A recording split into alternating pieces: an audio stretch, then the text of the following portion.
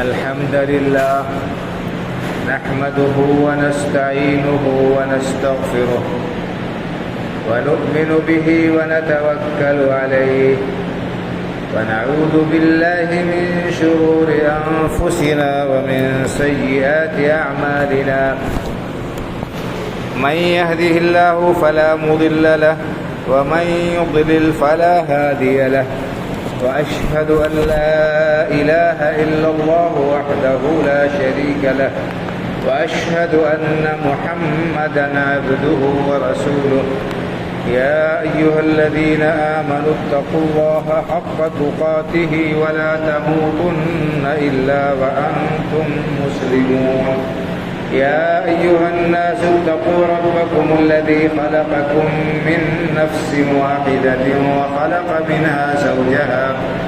وخلق منها زوجها وبث منهما رجالا كثيرا ونساء واتقوا الله الذي تساءلون به والأرحام إن الله كان عليكم رقيبا يا أيها الذين آمنوا اتقوا الله وقولوا قولا سديدا يصلح لكم أعمالكم ويغفر لكم ذنوبكم ومن يطع الله ورسوله فقد فاز فوزا عظيما أما بعد فإن خير الحديث كتاب الله وخير الهدي هدي محمد صلى الله عليه وسلم وشر الأمور محدثاتها وكل محدثة بدعة وكل بدعة ضلالة وكل ضلالة في النار أعوذ بالله من الشيطان الرجيم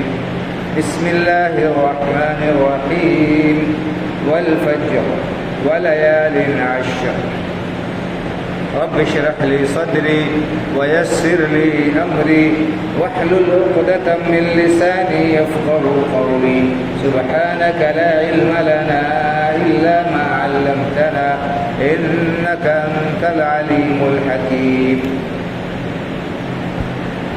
ہر قسم کی حمد و ثنا اللہ رب العالمین کے لیے لائق و زیبا ہے، جو ہم سب کا خالق و مالک پروردگار و پالنہار ہے، اور وہی اکیلا عبادت کے لائق ہے، اس کے علاوہ کوئی بھی اس کی عبادت کے لائق نہیں۔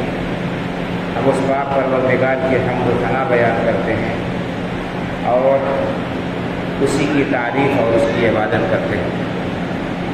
بے شمار صلاۃ و سلام نازل ہو سید الاولین والآخرین امام الانبیاء والمرسلین شفیع المذنبین جناب محمد رسول اللہ صلی اللہ علیہ وسلم پر، آپ کے آل اولاد اور متبعین پر۔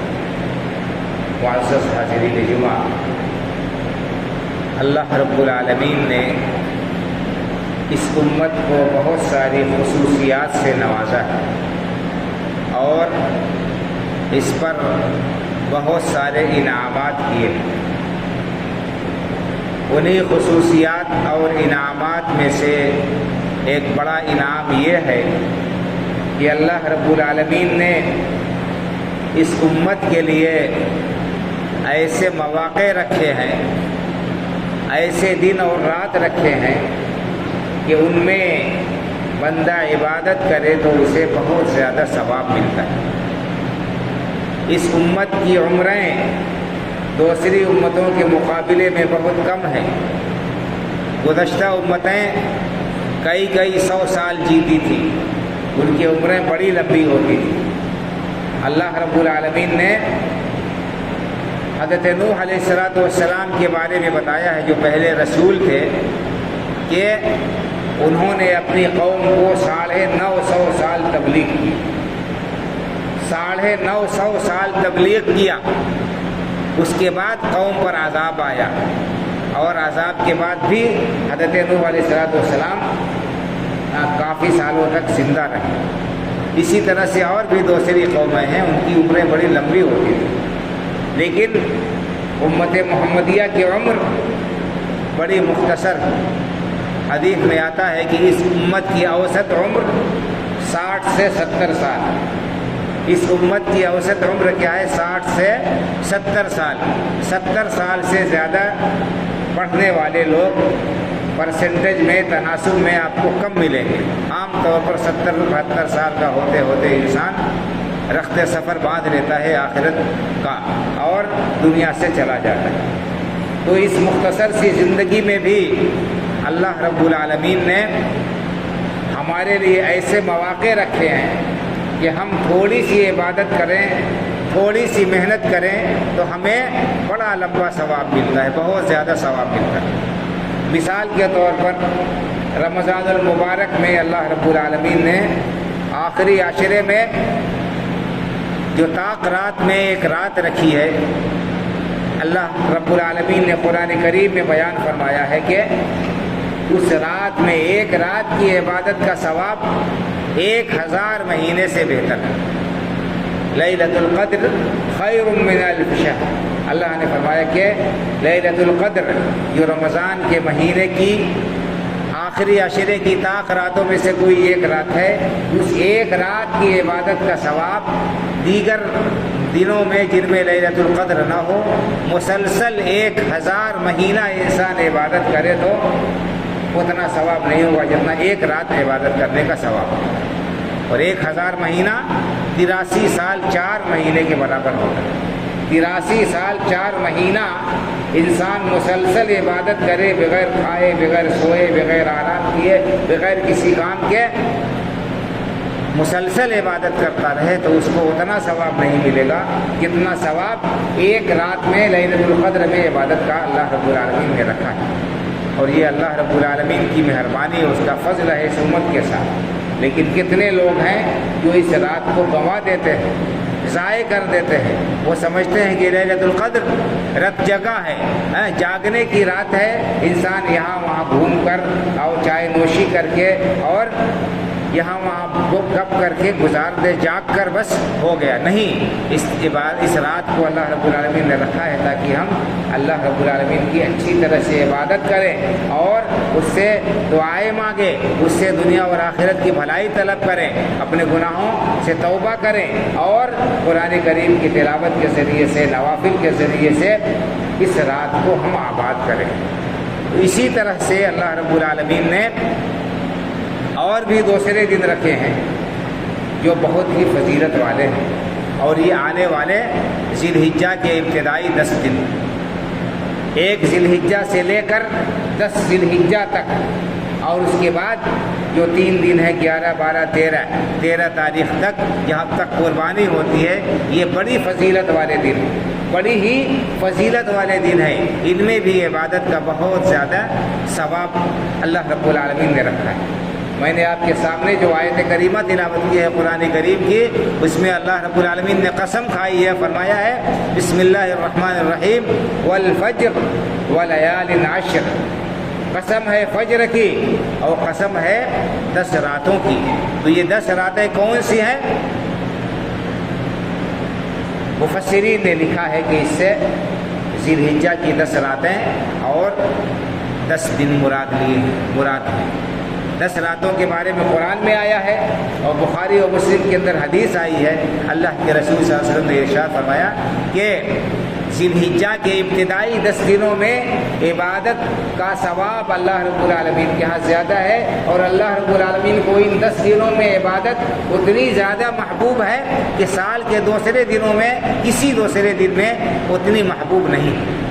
कोई भी इबादत इंसान ज़िलहिज्जा के 10 दिनों के अलावा दूसरे दिनों में करता है लैलतुल क़द्र को छोड़कर, तो उसका वो सवाब नहीं है और वो इबादत अल्लाह को उतनी महबूब नहीं है जितनी इस ज़िलहिज्जा के इब्तिदाई 10 दिनों में इबादत अल्लाह को महबूब है। सहाबे किराम रज़ियल्लाहु तआला अन्हुम ने पूछा, ये अल्लाह के रसूल सल्लल्लाहु अलैहि वसल्लम, क्या इन दिनों में यानी साल के दूसरे दिनों में कोई आदमी जिहाद के लिए निकले अल्लाह के रास्ते में, तो उसका भी वो दर्जा नहीं है जो ज़िलहिज्जा के इब्तिदाई 10 दिनों की इबादत का है?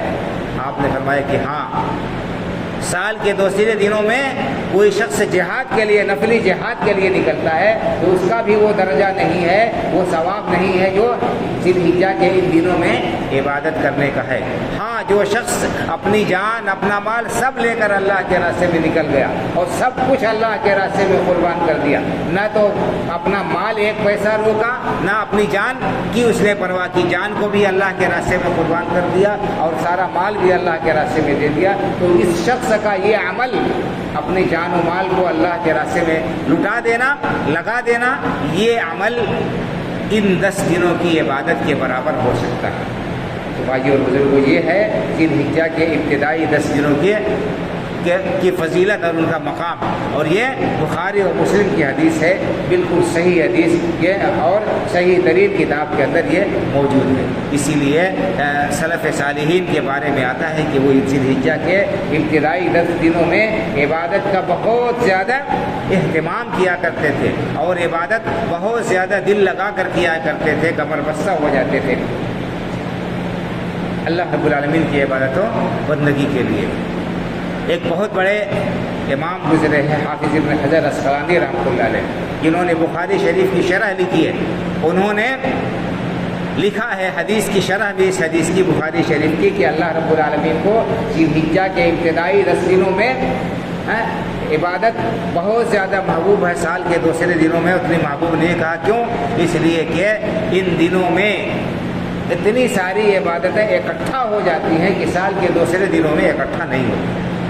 یعنی سال کے دوسرے دنوں میں انسان نفلی نماز پڑھتا ہے، ان دنوں میں بھی پڑھتا ہے، سال کے دوسرے دنوں میں قرآن کریم کی تلاوت کرتا ہے، ان دنوں میں بھی کرتا ہے، سال کے دوسرے دنوں میں انسان نفلی صدقہ و خیرات کرتا ہے اور ان دنوں میں بھی کرتا ہے، سال کے دوسرے دنوں میں روزہ رکھتا ہے، ان دنوں میں بھی رکھتا ہے۔ لیکن حج اور قربانی، حج جو اسلام کا عظیم رکن ہے 5واں، یہ ذی الحجہ ہی میں ادا ہو سکتا ہے۔ سال کے کسی دوسرے دن میں آپ حج ادا کریں تو حج نہیں ہوگا۔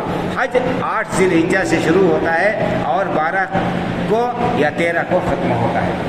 تو یہ حج اور اسی طرح سے قربانی بھی 10 ذی الحجہ سے لے کر 13 ذی الحجہ تک ہوتی ہے۔ کہا کہ یہ ساری عبادتیں ان دنوں میں پائی جاتی ہیں اور سال کے دوسرے دنوں میں یہ عبادتیں انجام ہی نہیں دی جا سکتی۔ حج نہیں انجام دیا جا سکتا دوسرے دنوں میں۔ کوئی آدمی سال بھر مکہ میں پڑا رہے، مینا اور عرفات میں روزانہ آتا جاتا رہے، لیکن 8 ذی الحجہ سے لے کر 12 ذی الحجہ تک وہاں نہ رہے تو سال بھر وہاں رہنے سے اس کو ثواب نہیں ملے گا، اس کا حج نہیں ہوگا۔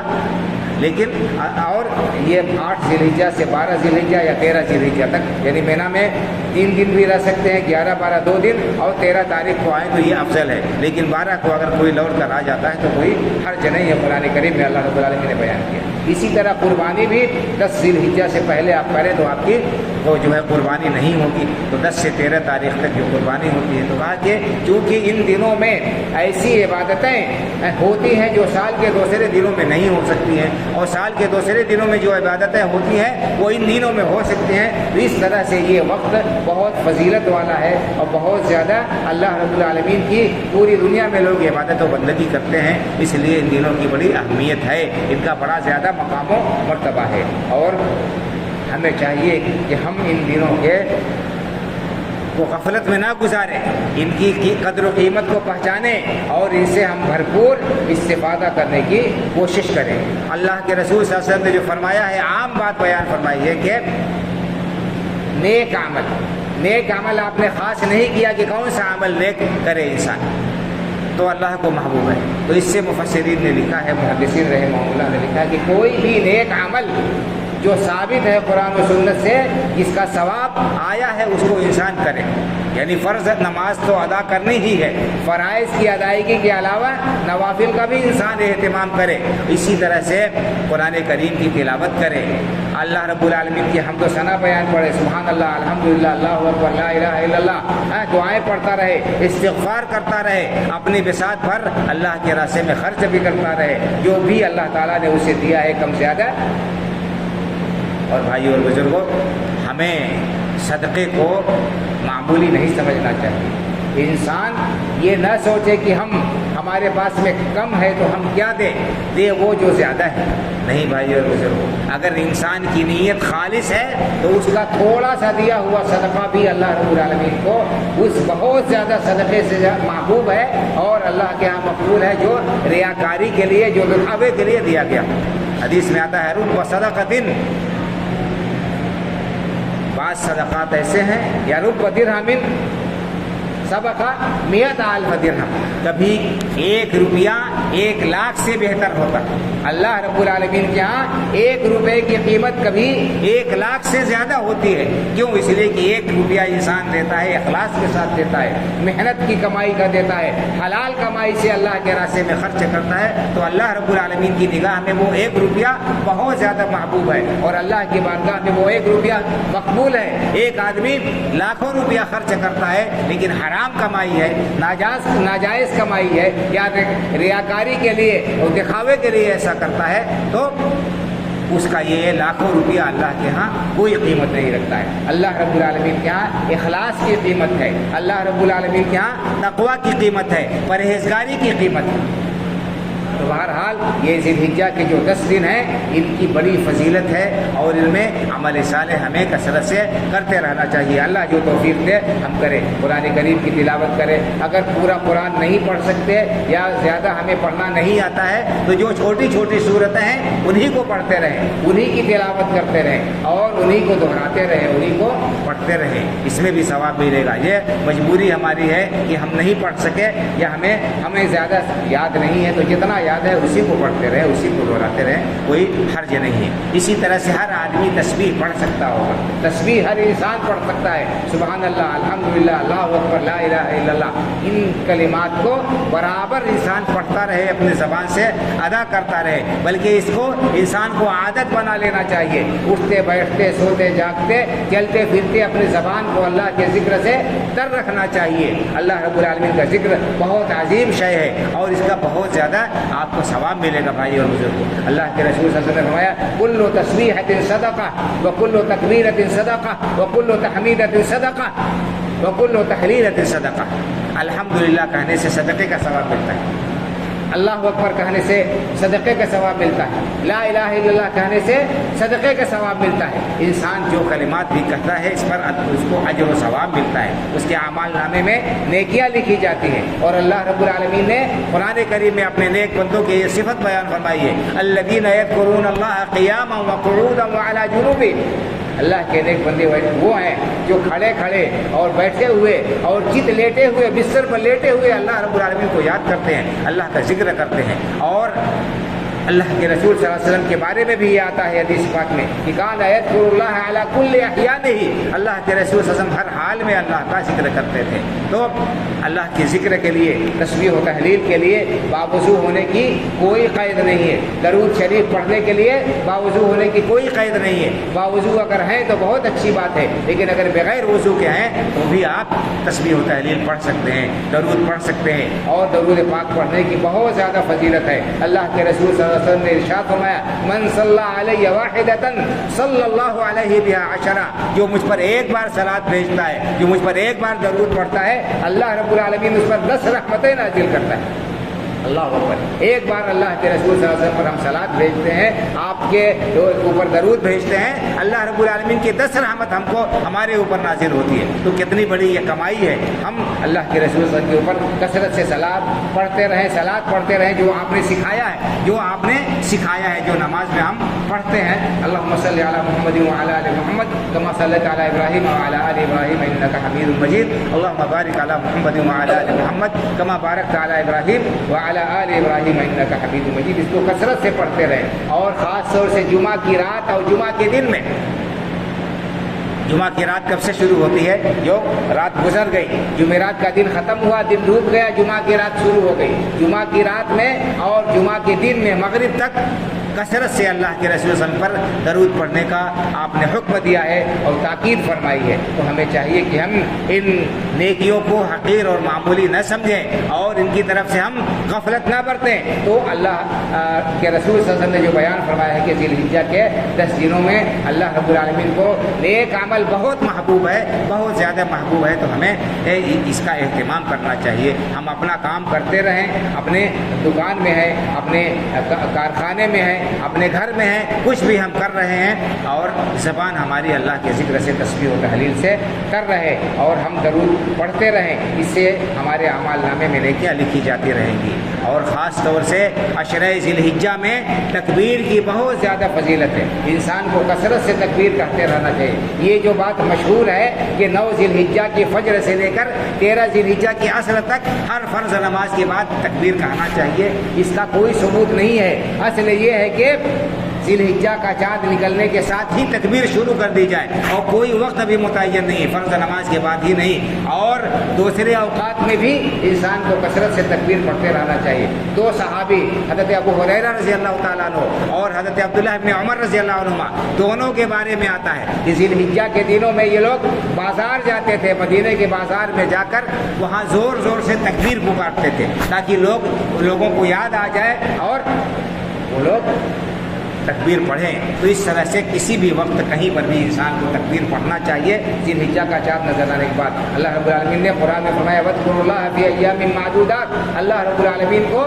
چند گنتی کے دنوں میں کثرت سے یاد کرو۔ تو یہ ایام معدودات سے علماء نے یہی لکھا ہے کہ اس سے ذی الحجہ کے جو ہے کہ دن مراد ہے، ان میں کثرت سے ہمیں جو ہے درود پڑھتے رہنا چاہیے، کہ تکبیر پڑھتے رہنا چاہیے، تکبیر پڑھتے رہنا چاہیے۔ اسی طرح سے ان دنوں میں 1 ذی الحجہ سے لے کر 9 ذی الحجہ تک جب بھی جتنا بھی روزہ ہم رکھ سکتے ہیں ہمیں روزہ بھی رکھنا چاہیے۔ یہ بھی نیک عمل ہے، اس کا بھی بہت زیادہ ثواب ہے۔ خاص طور سے 9 ذی الحجہ کا روزہ جس کو عرفہ کا روزہ کہتے ہیں، اللہ کے رسول صلی اللہ علیہ وسلم نے فرمایا کہ 9 ذی الحجہ یوم عرفہ کا روزہ رکھنے سے انسان کے 1 سال پچھلے اور 1 سال اگلے گناہ صغیرہ جو ہے چھوٹے چھوٹے گناہ وہ معاف ہو جاتے ہیں۔ کتنا بڑا ثواب ہے، ایک دن ہم روزہ رکھیں گے اور ہمارے 2 سال کے گناہ معاف ہوں گے۔ گناہ صغیرہ چھوٹے گناہ جو انسان سے انجانے میں ہو جاتے ہیں وہ گناہ اللہ رب العالمین اپنے فضل و کرم سے معاف کر دیں گے۔ تو یہ اللہ رب العالمین کا کرم ہے، اس کی مہربانی ہے، اس کا انعام ہے کہ اس نے ہمیں ایسے مواقع دیے ہیں، ایسے عظیم دن ہمیں عطا کیے ہیں کہ ان کی اگر ہم قدر کریں اور ان سے ہم فائدہ اٹھائیں تو ہم بہت زیادہ کمائی کر سکتے ہیں، بہت زیادہ ہم اجر و ثواب اکٹھا کر سکتے ہیں اور ہم اللہ رب العالمین کی رضامندی حاصل کر سکتے ہیں۔ بھائی اور بزرگوں، ہمیشہ ہر ایک چیز کا ایک موسم ہوتا ہے، ایک سیزن ہوتا ہے، بیوپار کا بھی ایک سیزن ہوتا ہے، تجارت کا بھی ایک سیزن ہوتا ہے۔ لوگ جانتے ہیں کہ ہاں اس موسم میں فلاں چیز کی بکری ہوگی، اس کی کھپت ہوگی، تو لوگ اسی حساب سے تیاری کرتے ہیں تاکہ موسم کا بھرپور فائدہ اٹھائیں۔ جاڑے کا موسم آتا ہے تو جاڑے کا سامان بیچنے والے کمبل ہے اور جیکٹ ہے اور سویٹر ہے اور گرم کپڑے، اس کو لوگ رکھ لیتے ہیں، اسٹاک کر لیتے ہیں تاکہ سیزن آئے تو ہم زیادہ سے زیادہ کمائی کر لیں۔ گرمی کے حساب سے اسی طرح سے گرمی کی چیزیں لوگ اے سی، پنکھے، کولر، یہ وہ ساری چیزیں اسٹاک کر لیتے ہیں۔ برسات کے زمانے میں آدمی چھتری بیچنے والے اس کا انتظام کر لیتے ہیں۔ جو بھی سیزن ہوتا ہے، تہواروں کا سیزن ہوتا ہے، شادی بیاہ کا سیزن ہوتا ہے، تو ہر میدان کے لوگ یہاں فلاں چیز کی ضرورت پڑے گی وہ انتظام کر لیتے ہیں پہلے سے تاکہ زیادہ سے زیادہ ہم کمائی کریں۔ تو دنیا کے معاملے میں ہم اتنے ہوشیار ہیں، اتنے چالاک ہیں کہ ہم کوئی سیزن، کوئی موقع گنوانا نہیں چاہتے، ہاتھ سے جانے نہیں دینا چاہتے، لیکن آخرت کے لیے کمائی کا سیزن آتا ہے، گزر جاتا ہے، ہمیں ہوش نہیں ہوتا ہے، ہم اس کے بارے میں فکر نہیں کرتے ہیں، اس موقع کو ہم جو ہے کام میں لانے اور اس سے فائدہ اٹھانے سے ہم غافل رہتے ہیں۔ یہ بہت بڑی بھول ہے بھائی اور بزرگوں، اس پہلو سے بھی ہمیں سوچنا چاہیے۔ دنیا کی یہ زندگی ہمیں معلوم ہے کہ چند روزہ ہے اور ہم جتنا کچھ بھی کما لیں سب کو چھوڑ کر ہمیں یہاں سے جانا ہے۔ ہمارے قبر میں اور آخرت میں کام آنے والی کوئی چیز ہے تو ہمارے اعمال ہوں گے، ہمارا ایمان اور ہمارا عمل یہی ہمارے ساتھ آئے گا، دے گا، ہمارا ساتھ دے گا اور یہی ہمارے کام آئے گا۔ اور ہم اسی طرف سے غافل ہیں، ہم اسی طرف سے غافل ہیں۔ اعمال کے معاملے میں بڑی کوتاہی ہمارے اندر پائی جاتی ہے، بڑی بدعملی اور بڑی غفلت پائی جاتی ہے۔ ضرورت اس بات کی ہے کہ ہم اس طرف توجہ دیں، آخرت کے لیے ہم سنجیدگی کے ساتھ سوچیں۔ جس طرح دنیا کے لیے محنت کرتے ہیں اسی طرح سے آخرت کے لیے بھی محنت کریں۔ یہ اسلام نے نہیں کہا کہ انسان دنیا کو چھوڑ دے، دنیا نہ کمائے، دنیا سے دستبرداری اور کنارہ کشی اختیار کر لے۔ اسلام کبھی بھی اس کی تعلیم نہیں دیتا، لیکن یہ بتاتا ہے کہ دنیا کو صرف جیب میں رکھو، دل میں نہ رکھو، اور دنیا کے پیچھے اندھے ہو کر نہ دوڑو، بلکہ آخرت کی فکر کرو، آخرت کے لیے سوچ رکھتے ہوئے کام کرو۔ اللہ رب العالمین نے قرآن کریم میں بھی یہی بات بیان فرمائی ہے، فَإِذَا قُضِيَتِ الصَّلَاةُ فَانتَشِرُوا فِي الْأَرْضِ وَابْتَغُوا مِن فَضْلِ اللَّهِ۔ اللہ نے فرمایا جب جمعہ کی نماز ختم ہو جائے تو زمین میں پھیل جاؤ اور اللہ کی روزی تلاش کرو۔ تو نماز کو مقدم رکھا ہے، اللہ کا جو فرض ہے اس کو ادا کرو، اس کے بعد اللہ رب العالمین کے زمین میں پھیل جاؤ، اللہ کی روزی تلاش کرو۔ اللہ رب العالمین نے اس کا حکم دیا ہے، اس کی تاکید کی ہے، اس کی بڑی فضیلت بیان کی گئی ہے کہ انسان حلال کمائی کرے، حلال کمائی کر کے، محنت کر کے اپنا اور اپنے بال بچوں کا پیٹ پالے۔ بلکہ ایک صحیح حدیث میں بخاری شریف کی اللہ کے رسول صلی اللہ علیہ وسلم نے اس کو بھی صدقہ کہا ہے کہ انسان اپنے بال بچوں کے لیے کے اوپر جو خرچ کرتا ہے اس پر بھی اسے صدقے کا ثواب ملے گا۔ انسان اپنے بال بچوں کے اوپر جو خرچ کرتا ہے اس پر بھی اسے صدقے کا ثواب ملتا ہے، بخاری شریف کی حدیث ہے۔ تو اسلام نے دنیا کمانے سے منع نہیں کیا ہے، اس کی ترغیب دی ہے، تلقین کی ہے، منع کیا ہے اس بات سے کہ ہم دنیا کمانے میں حرام و حلال کی تمیز فراموش کر دیں، جائز و ناجائز کا خیال نہ رکھیں، حلال و حرام کا پاس و لحاظ نہ رکھیں، اندھے اور بہرے بن کر دنیا کے پیچھے پڑ جائیں۔ ایسے لوگ خسارے اور گھاٹے میں رہنے والے ہیں، ایسے لوگوں کو اللہ رب العالمین پسند نہیں کرتا۔ بہرحال خلاصہ کلام یہ ہے، کہنے کا مقصد یہ ہے کہ آنے والے جو دن ہے، اگلا جمعہ جو رہے گا وہ ذی الحجہ کی چاہے پہلی تاریخ ہو یا دوسری تاریخ ہو سکتی ہے، ان دنوں کی ہم قدر کریں اور ذی الحجہ کے دنوں میں ہم عبادت کا اہتمام کریں زیادہ سے زیادہ۔ اور اس کے بعد قربانی کے بارے میں آپ کو معلوم ہی ہے کہ قربانی اسلام کا ایک عظیم شعار ہے، اور جس کو استطاعت ہو اسے ضرور قربانی کرنی چاہیے۔ اس سلسلے میں غفلت اور کوتاہی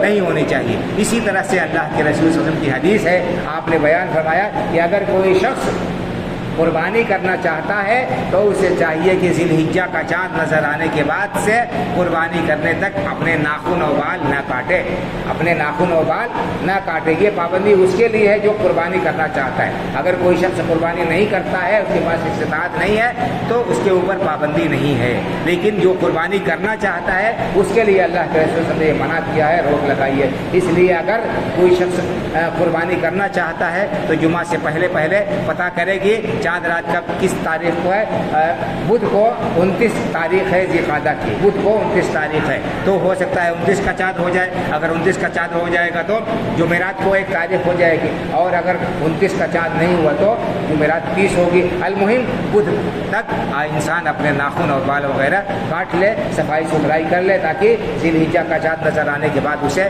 پریشانی نہ ہو اور اسے بال اور ناخن وغیرہ نہ کاٹنے پڑے۔ اللہ رب العالمین سے دعا ہے کہ اللہ تعالی ہمیں ان مبارک دنوں سے پورے طور پر فائدہ اٹھانے کی توفیق عطا فرمائے۔ اللہ رب العالمین ہماری چھوٹی بڑی عبادتوں کو قبولیت سے نواز کر ان پر ہمیں دنیا اور آخرت میں بہترین بدلہ عطا فرمائے۔ اللہ رب العالمین اسلام پر زندہ رکھے، ایمان پر ہمارا خاتمہ ہو، آمین۔ اقول قولی ھذا واستغفر اللہ لی ولکم ولسائر المسلمین فاستغفروہ من کل ذنب انہ ھو الغفور الرحیم۔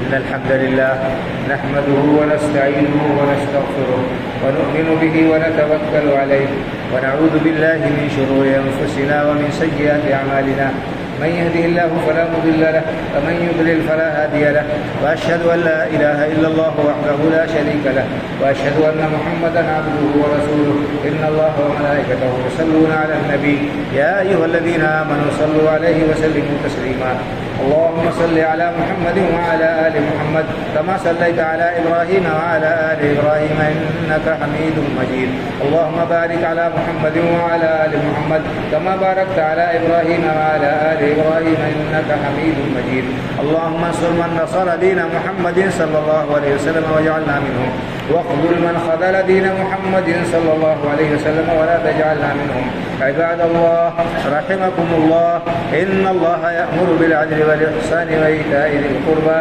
وينهى عن الفحشاء والمنكر والبغي يعظكم لعلكم تذكرون فاذكروا الله يذكركم وادعوه يستجب لكم ولذكر الله أكبر والله يعلم ما تصنعون